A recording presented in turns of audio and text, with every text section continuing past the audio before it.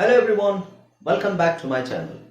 ಸ್ನೇಹಿತರೆ, ಇವತ್ತಿನ ವಿಡಿಯೋದಲ್ಲಿ ನಾವೇನು ಕಲಿತೀವಿ ಅಂತ ಹೇಳಿದ್ರೆ 60 ದಿನಗಳಲ್ಲಿ ಇಂಗ್ಲಿಷ್ ಕಲಿಯೋದು ಹೇಗೆ. ಲರ್ನ್ ಇಂಗ್ಲಿಷ್ ಇನ್ 60 ಡೇಸ್. 60 ದಿನಗಳಲ್ಲಿ ನಿಜವಾಗ್ಲೂ ಇಂಗ್ಲಿಷ್ ಕಲಿಬಹುದಾ? ಖಂಡಿತ ಕಲಿಬಹುದು. 60 ದಿನಗಳಲ್ಲ, ನಿಮಗೆ 1 ತಿಂಗಳಲ್ಲಿ, 30 ದಿನಗಳಲ್ಲಿ ಅಥವಾ 20 ದಿನಗಳಲ್ಲಿ, 25 ದಿನಗಳಲ್ಲಿ ಇಂಗ್ಲಿಷ್ನ ಕಲಿಬಹುದು. ಆದರೆ ಎಷ್ಟು ನೀವು ಕಲಿತೀರಾ ಅನ್ನೋದು ಮುಖ್ಯ. ಓಕೆ, ಸೊ 60 ಡೇಸ್ ಪ್ರೋಗ್ರಾಮ್ ನಾನು ಮಾಡ್ಕೊಂಡಿದ್ದೀನಿ.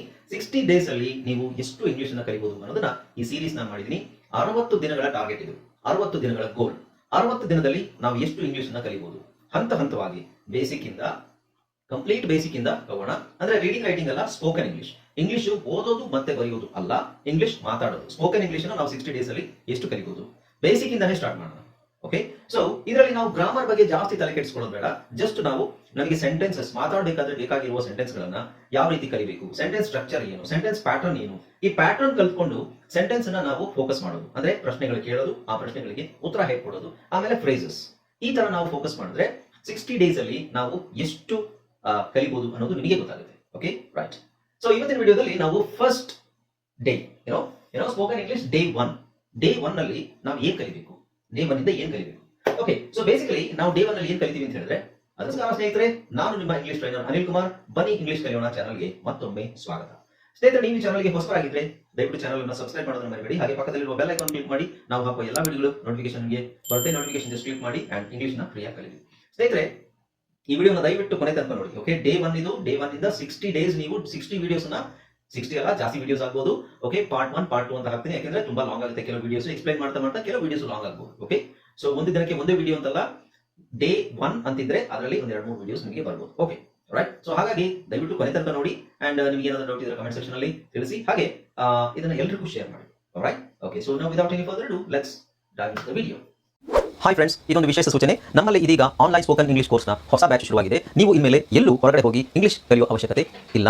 ಮನೆಯಲ್ಲೇ ಕೂತ್ಕೊಂಡು ಯಾವುದೇ ಟೆನ್ಷನ್ ಇಲ್ಲದೆ, ಏನು ಮುಗಿದರೆ ಇಲ್ಲದೆ ಇಂಗ್ಲಿಷ್ ಮಾತಾಡೋದನ್ನ ಕಲಿಯಬಹುದು. ಸ್ನೇಹಿತರೆ, ಸ್ಪೋಕನ್ ಇಂಗ್ಲಿಷ್ ಮಾತ್ರ ಅಲ್ಲ, ನಿಮಗೆ ಇಂಗ್ಲಿಷ್ನ ಓದಲಿಕ್ಕೆ ಬರಲಿಕ್ಕೆ ಬರಲ್ಲ ಅಂತ ಇಟ್ಕೊಳ್ಳಿ. ಈಗ ಇಂಗ್ಲಿಷ್ ನಿಮಗೆ ಓದಲಿಕ್ಕೆ ಬರಲಿಕ್ಕೆ ಬರಲ್ಲ, ಬರೀ ನಿಮಗೆ ABCD ಮಾತ್ರ ಗೊತ್ತು, ಅಥವಾ ABCD ಗೊತ್ತಿಲ್ಲ ಅಂತ ಇಟ್ಕೊಳ್ಳಿ. ಸೊ ABCD ಗೊತ್ತಿಲ್ಲ ಅಂತ ಪರವಾಗಿಲ್ಲ, ನಾವು ನಿಮಗೆ ಇಂಗ್ಲಿಷ್ನ ಬೇಸಿಕ್ ಇಂದಾನೆ ಓದಲಿಕ್ಕೆ ಮತ್ತೆ ಬರಲಿಕ್ಕೆ ಸಹ ಹೇಳ್ಕೊಡ್ತೀವಿ. ಅದು ಅಲ್ಲದೆ ನೀವು ಒಂದು ವೇಳೆ ಕನ್ನಡ ಬರಲ್ಲ ಅಂತ ಇಟ್ಕೊಳ್ಳಿ, ಕನ್ನಡನೂ ಹೇಳ್ಕೊಟ್ಟು ಕನ್ನಡದಿಂದ ಇಂಗ್ಲಿಷ್ನ ಹೇಗೆ ಓದೋದು, ಕನ್ನಡನೂ ನಾವು ಹೇಳ್ಕೊಟ್ಟು ಅದರ ಮೂಲಕ ಇಂಗ್ಲಿಷ್ನ ಹೇಗೆ ಕಲಿಯೋದು ಅನ್ನೋದನ್ನ ನಾವು ಈ ಕೋರ್ಸಲ್ಲಿ ಇನ್ಕ್ಲೂಡ್ ಮಾಡಿದ್ದೀವಿ. ಸ್ನೇಹಿತರೆ, ಈ ಕೋರ್ಸ್ನ ಚಿಕ್ಕ ಮಕ್ಕಳನ್ನು ಹೊರತುಪಡಿಸಿ ಬೇರೆ ಯಾರು ಬೇಕಾದ್ರೆ ಈ ಕೋರ್ಸ್ಗೆ ಜಾಯ್ನ್ ಆಗಬಹುದು. ನೀವು ಕೆಲಸಕ್ಕೆ ಹೋಗಿರ್ಬೋದು, ಮನೆಯಲ್ಲಿ ಇರ್ಬೋದು, ಅಥವಾ ನೀವು ಯಾವುದೋ ಒಂದು ಬಿಸ್ನೆಸ್ ಮಾಡ್ತಾ ಇರ್ಬೋದು. ಓಕೆ, ಸೊ ಯಾರು ಬೇಕಾದ್ರೂ ಈ ಕೋರ್ಸ್ನ ಜಾಯ್ನ್ ಆಗಬಹುದು. ಹಾಗಾದ್ರೆ ಸ್ನೇಹಿತರೆ, ತಡ ಯಾಕೆ? ಈ ಸ್ಪೋಕನ್ ಇಂಗ್ಲಿಷ್ ಕೋರ್ಸ್ ಮತ್ತು English basic reading and writing ಕೋರ್ಸ್ನ ಜಾಯ್ನ್ ಆಗಬೇಕು ಅಂತ ಆಸಕ್ತಿ ಇರೋರು ಈ ಕೂಡಲೇ ನಿಮ್ಮ ಫೋನ್ ತೆಗೆದುಕೊಳ್ಳಿ, ಹಾಗೂ ಇಲ್ಲಿ ಬರ್ತಿರುವಂತಹ ನಂಬರ್ಗೆ ಅಥವಾ ಕೆಳಗಡೆ ಬರ್ತಾ ಇರುವಂತಹ ನಂಬರ್ಗೆ ನೀವು ಕರೆ ಮಾಡತಕ್ಕದ್ದು, ಅಥವಾ ವಾಟ್ಸ್ಆ್ಯಪ್ನಲ್ಲಿ ಸಂಪರ್ಕಿಸಿ ನಿಮ್ಮ ಹೆಸರನ್ನು ರಿಜಿಸ್ಟರ್ ಮಾಡ್ಕೊಳ್ಳಿ. ಈಗ ಇದು ಒಂದಾಯ್ತು. ಇನ್ನೊಂದು ಪಾಯಿಂಟ್ ಹೇಳ್ಬಿಡ್ತೀನಿ ನಾನು. ಬೇಸಿಕ್ ಆಗಿ ನಿಮಗೆ ತುಂಬಾ ಮುಖ್ಯವಾಗಿ ಬೇಕಾಗಿರೋದು ಇನ್ನೊಂದು ಪಾಯಿಂಟ್ ಹೇಳ್ಬಿಡ್ತೀನಿ. ಡೇ 1 ನಲ್ಲೇ ನಾನು ಇದನ್ನು ಹೇಳಬೇಕು. ಓಕೆ, ನೆಕ್ಸ್ಟ್ ಸೆಂಟೆನ್ಸ್ ಸ್ಟಾರ್ಟ್ ಆದಾಗ ಇದೆಲ್ಲ ಏನು ಅಂತ ನೀವು ಕಷ್ಟಪಡಬಾರ್ದು, ಆಮೇಲೆ ಪರದಾಡಬಾರ್ದು. ಇದೇನಿದು ನಮಗೆ ಗೊತ್ತೇ ಇರೋದು. ಓಕೆ, ಇನ್ನು ನಮಗೆ ತುಂಬಾ ಮುಖ್ಯವಾಗಿ ಬೇಕಾಗಿರೋದು, ಡೇ 1 ನಲ್ಲೇ ಹೇಳ್ತಾ ಇದ್ದೀನಿ ನಿಮಗೆ, ತುಂಬಾ ಮುಖ್ಯವಾಗಿ ಬೇಕಾಗಿರೋದು ಏನು ಅಂತ ಹೇಳಿದ್ರೆ ಪ್ರೊನೌನ್ಸ್. ಓಕೆ, ಈ ಹೆಸರು ನೆನ್ಪಿಟ್ಕೋಬೇಕಂದ್ರೆ ಬೇಡ, ಇದ್ರಲ್ಲಿ ಬರುವಂಥದ್ದು ಮಾತ್ರ ನೆನ್ಪಿಟ್ಕೋಬೇಕು.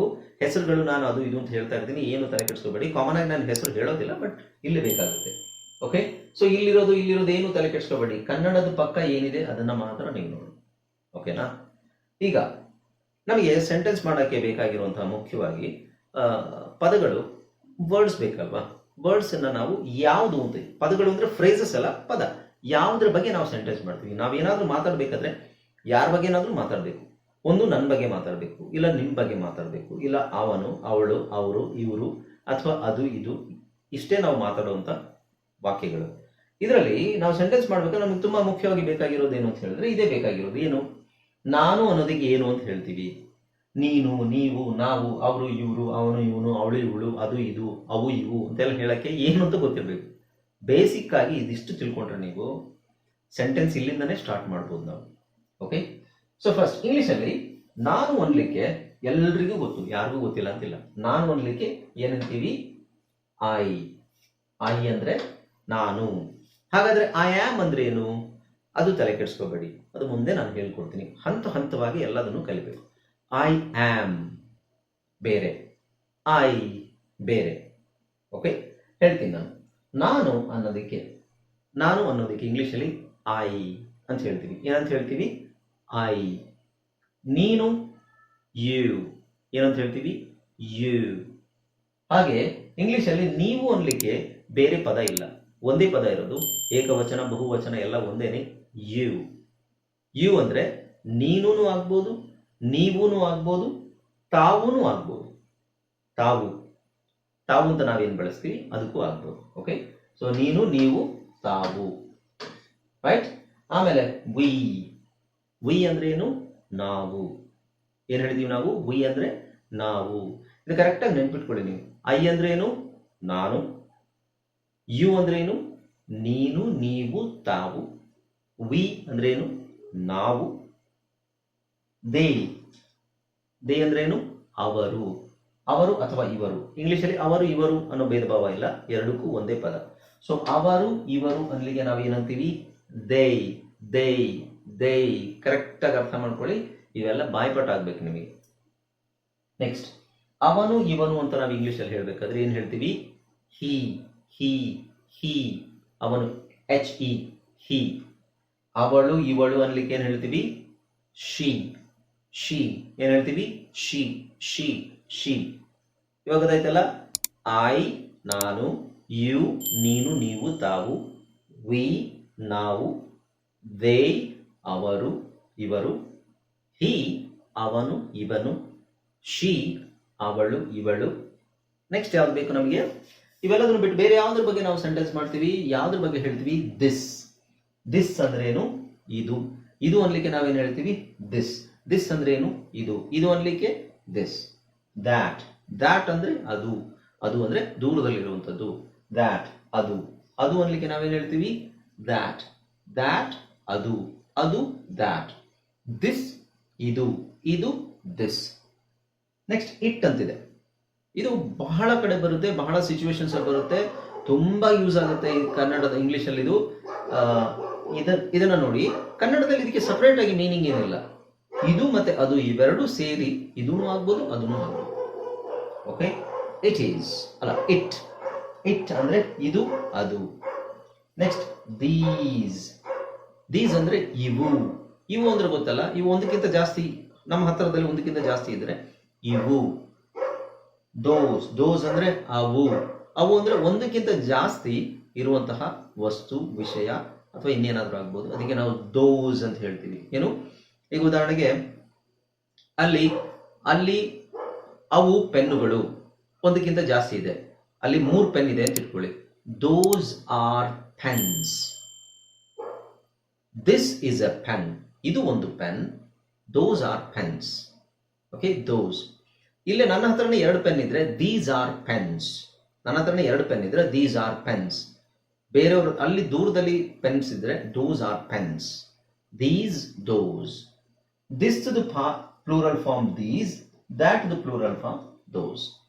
ಓಕೆ, ಸೊ ಸಿಂಗ್ಯುಲರ್ ಪ್ಲೂರಲ್ ಎಲ್ಲ ಆಮೇಲೆ ನೋಡೋಣ. 1, 2 ಒಂದಕ್ಕೆ ಎಷ್ಟು ಹೆಂಗೆ ಹೇಳೋದು, ಎರಡಕ್ಕೆ ಹೆಂಗೆ ಹೇಳೋದು, ಅದೆಲ್ಲ ಈಗ ತಲೆ ಕೆಡಿಸ್ಕೋಬೇಡಿ. ಬೇಸಿಕ್ ಲೆವೆಲ್ ಅಲ್ಲಿ ನಮಗೆ ಇಷ್ಟೇ ಗೊತ್ತಿರಬೇಕು. ಏನು? ಒಂದು ಇಂಟ್ರೊಡಕ್ಷನ್ ಮಾಡ್ಲಿಕ್ಕೆ ಗೊತ್ತಿರಬೇಕು ನಿಮಗೆ. ಇನ್ನೊಂದು ಇದು, ಇದರಲ್ಲಿ ನಾವು ಎಲ್ಲಾ ವಾಕ್ಯಗಳು ಇದರಿಂದನೇ ಉಟ್ಕೊಳ್ಳೋದು. ಇದಕ್ಕೆ ನಾವು ಪ್ರೊನೌನ್ಸ್ ಅಂತ ಹೇಳ್ತೀವಿ. ಎಲ್ಲಾ ವಾಕ್ಯಗಳು ಇದರಿಂದನೇ ಉಟ್ಕೊಳ್ಳೋದು. Pronouns and nouns. Basically pronouns ಅಲ್ಲಿ ಉಟ್ಕೊಳ್ಳುತ್ತೆ, ಕಾಮನ್ ಆಗಿ ಮಾತಾಡ್ತೀವಿ. ನೌನ್ಸ್ ಇನ್ನು ಸಪರೇಟ್ ಆಗಿ ಬರುತ್ತೆ, ಅದ್ರ ಬಗ್ಗೆ ತಲೆ ಕೆಡಿಸ್. ನಾನು ಹೇಳೋ ಗ್ರಾಮ್ಯಾಟಿಕಲ್ ಟರ್ಮ್ಸ್ ಪದಗಳೇನು ಹೇಳ್ತೀನಿ ಅದನ್ನ ತಲೆ ಕೆಡಿಸ್ಕೋಬೇಡಿ. ಅದರಲ್ಲಿ ಅಷ್ಟಿದೆ ಇಷ್ಟಿದೆ, ಅಯ್ಯೋ ಏನಿದು, ತಲೆ ಕೆಡಿಸ್. ಗೊತ್ತಿದ್ರೆ ಒಳ್ಳೇದು, ಗೊತ್ತಿಲ್ಲ ಅಂದ್ರೂ ಪರವಾಗಿಲ್ಲ. ಸೆಂಟೆನ್ಸ್ಗಳು ನೀವು ಫಾಲೋ ಮಾಡಿದ್ರೆ ಸಾಕು. ಸೆಂಟೆನ್ಸ್ ಮತ್ತು ಸ್ಟ್ರಕ್ಚರ್, ಯಾವ ಪದ ಆದ್ಮೇಲೆ ಏನು ಬರಬೇಕು ಅನ್ನೋದು ಕರೆಕ್ಟಾಗಿ ಗೊತ್ತಿದೆ ನಿಮಗೆ, ಸ್ಪಷ್ಟವಾಗಿ ಇಂಗ್ಲಿಷನ್ನ ಕಲಿಬಹುದು. Okay, right. ಡೇ 1 ಅಲ್ಲಿ ನಾವು ಇಷ್ಟು ಕಲಿಬೇಕು. ಡೇ 1 ಅಲ್ಲಿ ಹಾಫ್ ಸೆಷನ್ ಅಲ್ಲಿ. ಡೇ 1 ಅಲ್ಲಿ ಇಷ್ಟು ಮಾತ್ರ ಅಲ್ಲ, ಇನ್ನೂ ಕಲಿಬೇಕು. ಇದು ಡೇ 1 ಅಲ್ಲಿ ನೀವು ಫಸ್ಟ್ ದಿನ ಡೇ 1 ಅಲ್ಲಿ ಇದಕ್ಕಿಂತ ಮುಂಚಿನ ಇಂಟ್ರೊಡಕ್ಷನ್, ಆಮೇಲೆ ಇದು, ಮತ್ತೆ ಡೇ 1 ಅಲ್ಲಿ ನೀವು ಫ್ರೇಸಸ್ ಸ್ಟಾರ್ಟ್ ಮಾಡ್ಕೋಬೇಕು. ಅದನ್ನ ನಾನು ನೆಕ್ಸ್ಟ್ ವಿಡಿಯೋದಲ್ಲಿ ಹೇಳ್ತೀನಿ.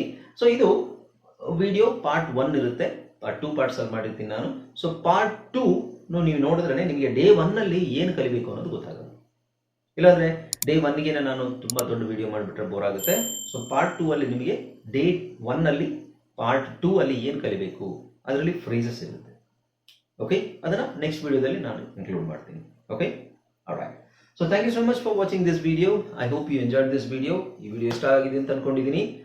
ನೀವಿನ್ನೂ ಹೊಸಬರಾಗಿದ್ದರೆ, ಇನ್ನು ನನ್ನ ಚಾನಲ್ನ ಸಬ್ಸ್ಕ್ರೈಬ್ ಮಾಡ್ಕೊಳ್ಳದಿದ್ರೆ, ನಿಮಗೆ ಇಂಗ್ಲಿಷ್ ಕಲಿಬೇಕು ಅನ್ನೋ ಆಸೆ ಇದ್ದರೆ ದಯವಿಟ್ಟು ನನ್ನ ಚಾನಲ್ನ ಸಬ್ಸ್ಕ್ರೈಬ್ ಮಾಡ್ಕೊಳ್ಳಿ. ಹಾಗೆ ಪಕ್ಕದಲ್ಲಿರೋ ಬೆಲ್ ಐಕಾನ್ ಕ್ಲಿಕ್ ಮಾಡಿ.